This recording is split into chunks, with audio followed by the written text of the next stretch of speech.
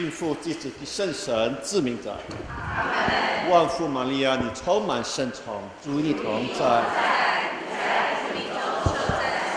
你的亲子耶稣同受赞颂。天主圣母玛利亚，求你现在和我们临终时，为我们罪人祈求天主。阿门。为主圣女大德兰，请为我们等祈，应父及子及圣神之名者。2015年呢，我们便庆祝会主500年的诞生。那今年呢，是他改革450年，那天就是8月24号，450年改革。今年关于他的改革呢，你得看那本书叫《Foundation 建院记》，他写的这本书《建院记》，他写了很多改革之后的事情，他写了很多。他写几本书，一本是生命书，一本是《建院记》，有一本叫做全德之路还有一本叫做七宝楼台，好像14本今年呢，我们是看《建院记》。如果你注意看，他会主他改革的时候，我相信他也挣扎了很多因为有很多地方是有矛盾的地方比如说你看他非常的坚决，他要改革整个修会的制度，要改革整个修会的制度。为了什么呢？不是说不好，他改革，严格的说，他就是要把整个修会回到原始，回到完全的服从，完全的守法，完全的受到圣统治之下的修道生活。要求你们过这种生活改革就是回到了以前的那种手法完全服从那种生活。很多人说大德兰是个改革者，也有人说大德兰是创业者创业者、改革者。其实呢，他两个都是。那这两个呢，常常的是一个矛盾来的什么叫做改革者呢？改革者就是说我有了我改，创业者呢是我没有我重新创立的创业者。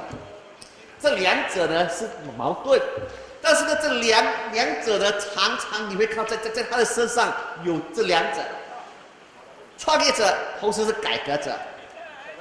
你从他身上你看到他常常他是一个改革者，因为在修道生活里面，他看到每个人是特殊的，每个人跟天主的关系是特殊的。修女，你跟我的生活呢，我跟你认识也是特殊的，没有两个人的关系是一样的。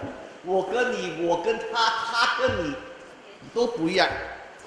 他看到修会的生活必须改，所以呢，他呢就很他就以很坚定的心态 ，OK， 去冒险 ，OK， 去改这修会。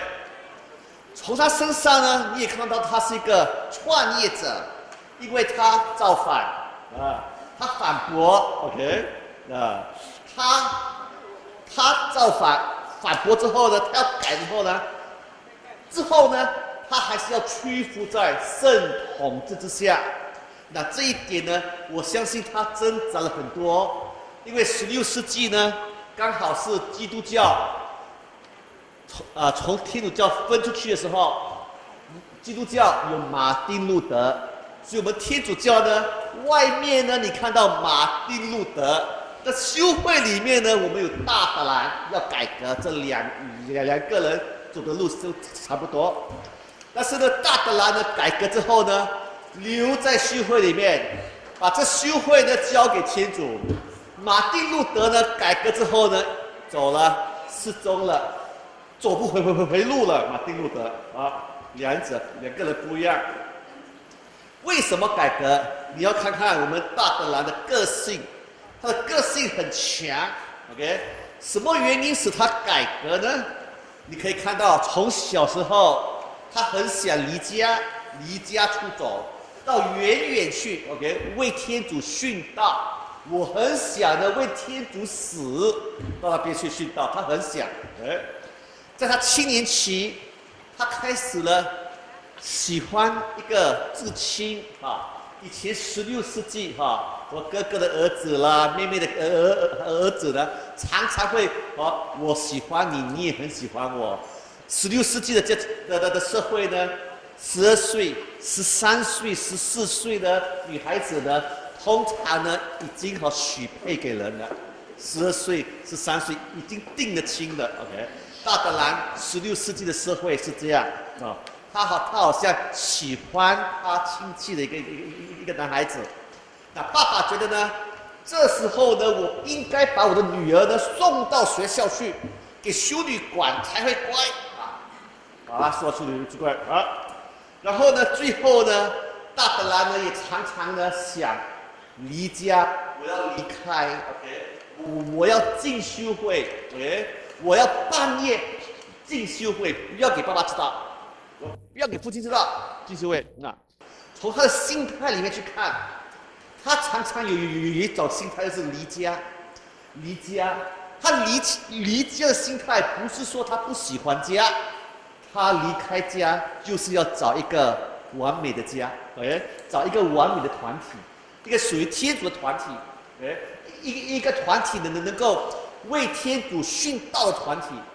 他寻找一个理想的家，天主的家，那他要脱离古老所传下来的修会的系统，那这种系统呢，常常使得修女呢受到某种限制、某种捆绑比如说 ，OK， 恩人富贵的人、富人 ，OK， 恩人。拿一笔钱送给修女，那修女就要替恩人做事常常受到这种捆绑或者说呢，修会呢必须认识某某神父、某某主教才有关系，这种捆绑他认为改革团体要守神平，不能靠任何财富。以前16世纪。当一个女孩子入修会的时候，父亲常常把家砖属于她的嫁出去的这笔钱给修会。16世纪后，那大德兰改革呢？他觉得我们修女过神平的生活，不靠这些。你有圣召，你来修道，我们不要你的家产家砖，不要。我们团体呢要过神平的生活，当然改革的目的就是这样，为了呢是每一个修女呢能够跟天主建立关系，自由的关系，不受任何捆绑他要脱离社会富有的人的捆绑。当这些人给修女一笔钱的时候，常常说修女，你为我祈祷，为这个为那个，到头来呢，修会里面呢，大家都很忙。这位修女要为某某人祈祷，那修女为某某人祈祷，整天都为很多人祈祷他相信他的团体，他的修女们必须很自由的呢，跟天主打上关系。他觉得我们圣利会修女呢，要度的是默光的生活。在每一件事情上跟天主拉上关系，默光的生活，在每一件事情上看到天主。他说，改革的修道院需要的是一间很小的修女院。改革之前呢，加尔默罗修会呢，一间修女院里面100多位修女，那有的修女呢，在里面呢。专门唱歌的，什么事都不做，专门唱歌。那有的修女呢，在里面专门煮饭，有的呢专门祈祷的甚至于第3会也在里面跟修女生活。那有的人呢，哪一笔钱呢？给这个修会说，给修会，他就说母母，我能不能带这个修女出去走一走？那母母说好啦，修女走吧。那恩人呢就带修女走啊，走去外面走一走。那大德兰觉得这种生活不是修道生活，所以他要改革，要度一个末观的生活。他觉得这些都是受到世俗的困绑啊，世俗的困绑。他觉得改革的修道院是小间 ，OK， 大概顶多20多位修女就好了 ，OK， 顶多是个小团体，不是大团体，小团体。但是呢，问题在哪里呢？每一次他改革，他到一个小镇的时候呢，这个小镇呢已经有了3间修女院呢，4间修女院呢。当你去一个小镇生活的时候，你会增加了生活经费 ，OK， 增加了教友们的负担，因为小镇通常已经有4间、5间修女院了，你在那边生活，增加了教友的负担。大德兰的恩人，会母的恩人，不是买地呢，租地方给他啦，或者说把自己的房子呢给他当修道院。也因此呢，在恩人当中呢，常常产生呢家人跟亲人不和，别人给你房子当修道院，他们家族里面在吵架，常常有这种事情发生。大德兰坚决的要完全度神平的修道生活，他觉得16世纪的教会太富有了，太黑暗了，他觉得这样，不要忘记这个时候外面你有马丁路德，他看的东西也是一样，跟大德兰也是一样。大德兰要留在修会里面改革啊！我相信大德兰认识，他知道外面马丁路德所做的事，他知道。我相信这一点是他里面的一个挣扎，也因此他说修女们，我们要改革。但是我们要留在修会里面，不要出去外面。耶稣没有朋友，我们要在修会里面挣扎，在修会里面打斗，在修会里面当耶稣的朋友。他说，大多的恩人呢都是富贵的商人啊，他们很支持他。也不要忘记，16世纪的社会，男性的社会，教会呢也是男性的教会。同样的人，3人支持你，那请问这些3人，他们懂多少末观生活呢？他们也不懂。说不定同样的人支持你，同样的人也怀疑你。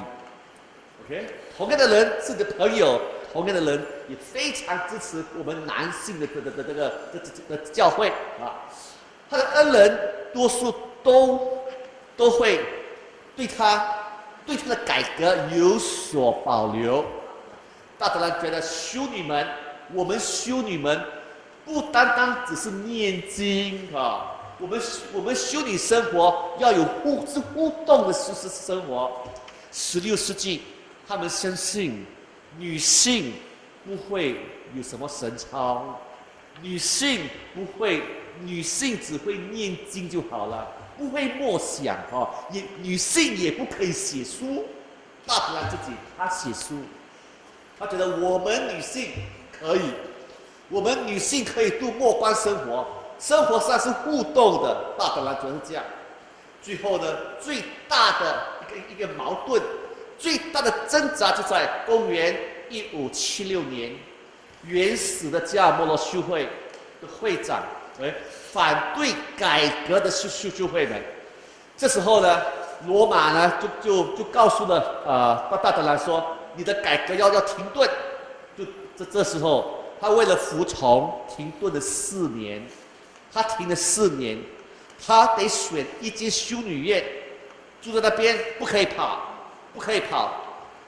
他选择了多雷多，他认为这4年来，我好像一个犯人这样。在多雷多犯人啊，这建院记呢，这本书呢，你可以看到大德兰呢，他在对抗这个当局政府啦，教会啦，同时呢，他相信这改革呢是天主要的，是天命来的，天命来的。他的困难很多，他要找房子要修改，把这房子呢弄成修道院，要有小圣堂。甚至于他还要有基金，给修女们平时度正常的生活，他得勉强的 OK 去面对反对改革的人，尤其是省长们跟地方政府官员们，他得去面对他们，他得去说服他们。16世纪的男性教会，男性的这社会，相信女性是不可能写末观生活经验，也不可能有神操的经验。大德兰他也得面对一群同情他的修女们和省长们，有的省长也同情他，有的修女们也同情他，但是呢，他也得面对有的人。像跟他敌对的人也有。大德兰怎样看事情呢？怎样去办事情呢？有很多事情他懂，他不愿意讲，不能讲。他懂很多，他不能讲。有的事情他得很小心的去处理，免得呢产生不必要的争论或者说伤害到别人。我们的会主呢，大德兰呢，他很小心。他不能 ，OK， 敌对恩人，不可以 ，OK， 常常呢，恩人呢会变成了什么呢？政治上的敌人，这个是很糟糕原始的教摩修会，以改革的修会两边有摩擦的时候，这是一个很不公平的战争两个修会里面。大德兰呢，尽量的避免呢跟他们争吵，只是在口头上反驳而已。大德兰的改革面对最大的挑战就是修会里面的特林腾大公会议。特林腾大公会议觉得修女们必须隐修必须隐修，但是呢，大德兰呢常常跑出去，他建立会院。他建立17天会宴，非常矛盾。特林腾大公会觉得修女们应该隐修，你看他常常跑过去，他17天过后，他还是要他的修女们隐修他常常跑出去，结果呢，罗马的大使呢就知道了，就叫他大德兰是一个流浪的女性这个女孩子你看到处流浪，你看这为16世纪这个名字是不好听的名字女孩子到处跑那个罗马大使呢叫她流浪的女性这一切告状和还有别人给她外号，她都不为自己反驳，也不为自己辩护，她也不为自己的行政多加解释他也面对了教会内里面反对他的修女跟省长们，比如说，当他要进到斯勒曼卡的时候，奥古斯丁的男修会反对他改革修女，你们不要来这边，不能来这边，反对他。我们的会主也得到了这种的待遇在修会里面，在教会里面有其他的修会不接受我们改革的修女不接受。他也面对别人的报复，有一位公主把她所写的这本书《生命不分皂白》的传出去，OK， 传出去，这件事情呢就在发生在西班牙的这个地方叫帕斯塔纳把他的书玩弄是非造谣言，他受了很多教会的挫折。当会主大德兰想进到 Burgos 这个地方呢，创立修会的时候，起初呢，主教呢很欢迎他，非常欢迎他，改革修女，你来吧。到最后好像主教呢对他们好像呢开始怀疑了，嘿，对他们不冷也不热了，到最后说你们还是不要来啊，不是主教啊，有时候呢，他的恩人呢给他地方，有时候呢大德兰呢就是为了一间修道院，造成了许多人争吵，许多人争吵啊，许多人有摩擦，比如说大德兰 ，OK。他跟他的省长也有摩擦，主教跟其他主教也有摩擦，大德兰跟主教也有摩擦，大德兰跟恩人之间也有摩擦。他创立了17间改革的修会，在路途中他也碰到许多的痛苦，他常常去，他走出去啊，去拜访那17间的修女院，比如说。水灾啦、雨水啦，常常呢使得到他路途困难。那在他身边呢，常常有1位修女、2位修女，年轻的修女呢愿意改革。那年轻的修女呢，在生活经历里面还是不够，修道生活里面还是不够。他带着年轻的修女走啊，他要革新。有一次，当马车走到河边的时候。突然间倒下来，整个人摔下来，这样，他带着病就这样走，他的个性呢是很强，非常强。如果教区不接受他来创会的时候，他大德兰的话语，有时候他讲的话很不好听，是讽刺的话。当主教说走吧，修女走吧，我们不要你来，走吧，走，我们教区不要你来。当他走去的时候，左边一个修女，右边一个修女，他得鼓励这2位年轻修女。他说：“修女们，我们走吧。主教不欢迎我们没有关系，马路很欢迎我们，天气欢迎我们，天气还好好的，我们走吧。天气欢迎我们，马路欢迎我们。”很讽刺的话，但是一个会主，他讲这个话为了什么呢？就鼓励两边这2个年轻的修女。他也体验到很多挫折，而被人家拒绝。当他被人家拒绝的时候，当主教拒绝他的时候，他跟修女说：“修女，我们走吧，我们不要渴望这个闪报了。人生不是常常都有闪报的。”有闪报，也有挫折。天主给什么就拿什么好了。今天闪报，明天挫折，都是天主给的。修女，我们走吧，不要这个闪报，我们走吧。大概讲这句话，你看，有一次他改革要建立团体呢，那常常呢就很多人争吵，为了他而争吵。他说一句话，大德兰说：“你们看看圣经吧。”耶稣被钉的时候，是不是有2位敌人？因为耶稣的死成为朋友。比拉多他们有没有2个敌人在星期五成为朋友。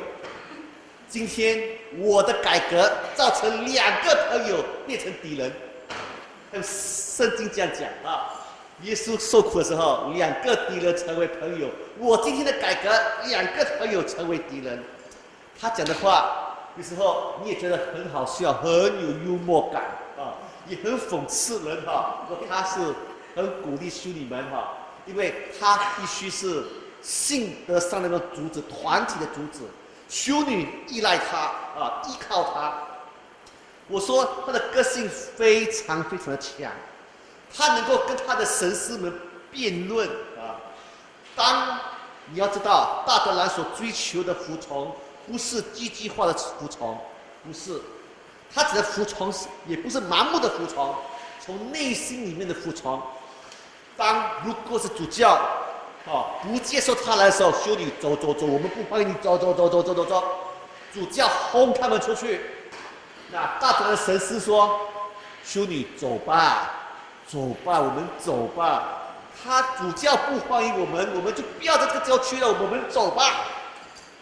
神师这么讲，大德兰呢对神师说：“神师，你说的话不是天主旨意，是人的选择，是人心，是人是人小心眼啊，这个是人的智慧，不是天主的智慧。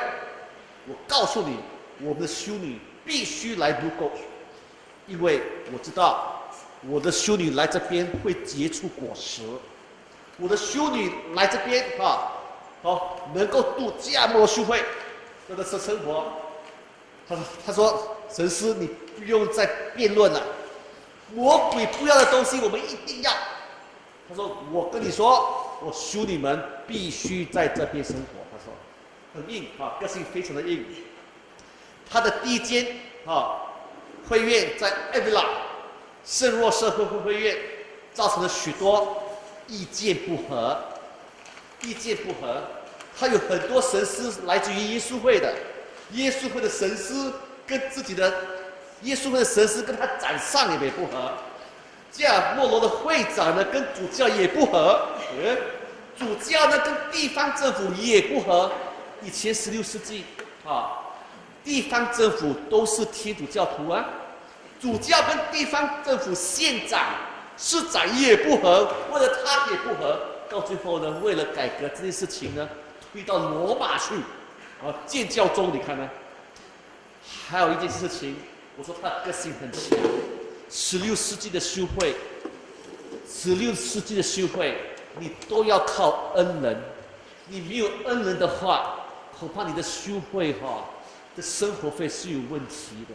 你不靠恩人的话，会造成当局本地教会的负担，本地教会的负担，主教的负担。如果你没有恩人的话，那16世纪就这样。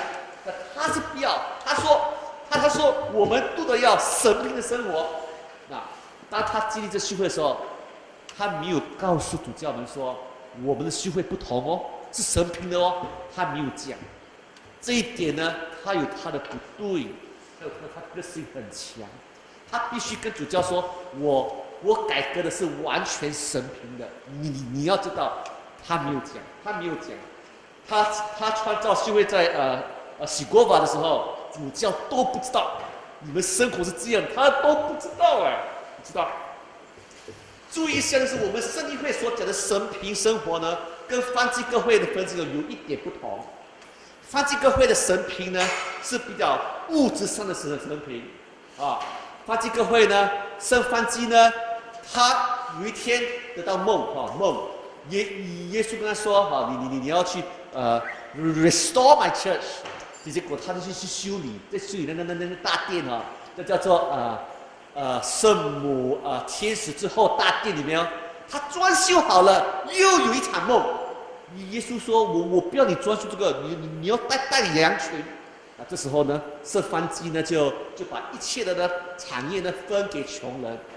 后来呢，父亲找到他就说：“儿子，你为什么把我的产业给这些人圣方济说：“我不会叫你父亲了，我叫上面的父亲他把衣服还给父亲，鞋子、戒指，一切还给父亲。说我跟你没有关系了，我不叫你爸爸了，我在上面那个爸爸了。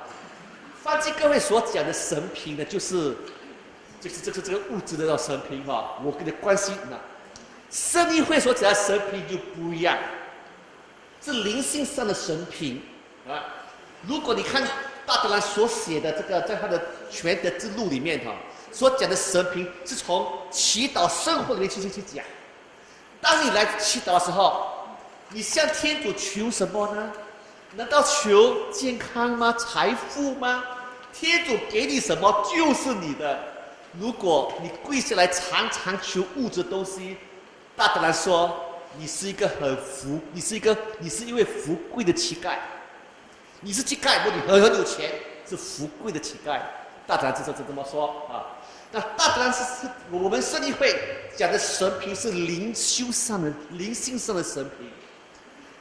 当他改革的时候，有一个很有钱的公主，好像她丈夫死了，所以公主呢就拿了一笔钱给大德兰说：“大德兰，我钱给你，我房子也给你当修道院，我入你的修会。大德兰好高兴哦，房子也有了啊，房子当修道院呢，钱也有了啊，圣召还有一个圣召，好高兴哦。那结果呢，住在一起啊，6个月之后，大德兰跟他修女得快搬走。为什么呢？因为这位公主呢很难跟他相处，快搬走。书上说，大德兰跟修女搬走之后，他们才感到心安。好了，搬走了，钱也不要了，房子也不要了，修会也不要了，圣召也不要，你根本没有圣召，也不要圣召了，快跑！跑的时候，书说，大德兰那个团体感到心安。为什么心安？为什么心安？我们神平悦呢，是灵性上的神平。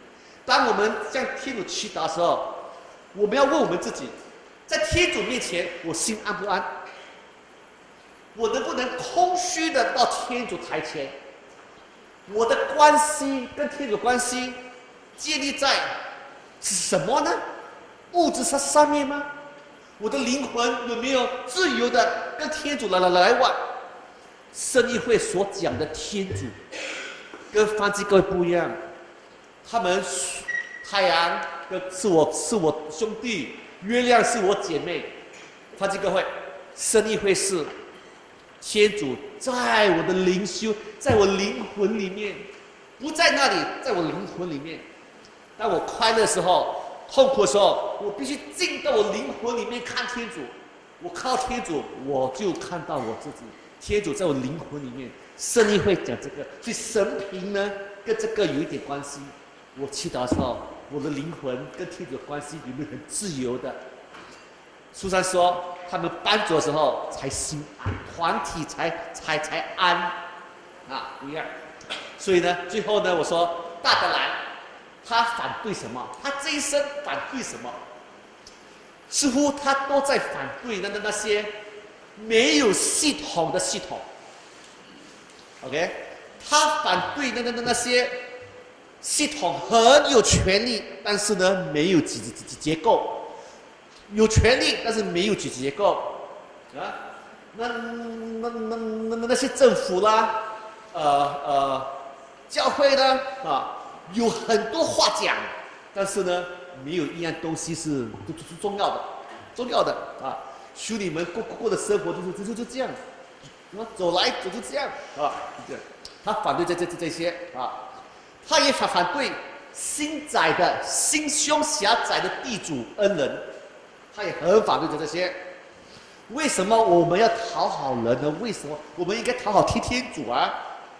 他也反对那些圣职制度哦，做事，但是呢，做事的方法呢有很多诡计啊，问这个问地方政府，问这个问东问西的很麻烦。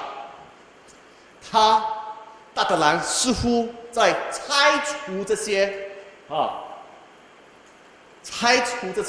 制度啊，把每个团体弄成小团体。大德兰也告诉我们男修会，他说男修会的团体也要小，不可以大，必须小团体，而且每一个神父必须劳苦。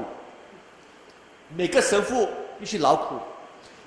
父呢，如果呢神父们跟教友出去的话呢，应该是为了天主而走出去。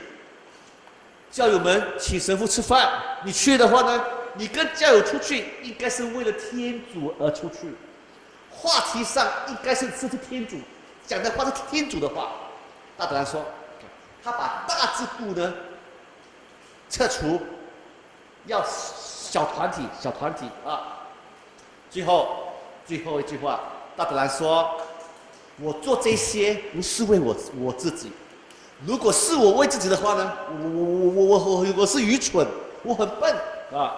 像我这种笨的人呢，我能做什么呢？除非天主做，不是我在做。如果你有信德的话，你有爱德的话，够了，一切都可以做。我们可以做很多事情。”除非在信德上跟爱德上，人的理智、人的判断是不重要的人的理智、人的判断会错。你要爱天主，要有信德，信德跟爱德把这一切都会实现。以前是16世纪，你建房子的时候，你买块地的时候，你要有一个护照来审。他说我有一个护照了 ，OK， 但是我没有房子，我一无所有。天主给我一个护照，可以买一块地，但是天主也要给我一个房子。天主不给的话，我什么都没有。我做的改革不是为我自己，都是为天主。你去看这本书《建愿记》，你会发现，我们的会主大德拉呢，他是一个，他能够处理人，他也认识很多人，他也认识了西班牙的君王 King Philip II， 他有很多朋友，那是因为他懂得怎么交朋友，他懂得怎么处理人，他懂得怎么样是一个团体生活，修道生活是什么，他都懂。请你把愿光荣归父及子及圣神，起初如何，今日以来，到永远。会主圣女大德兰为我等祈，归父及子及圣神，自明在。我希望我不会超过时间谢谢。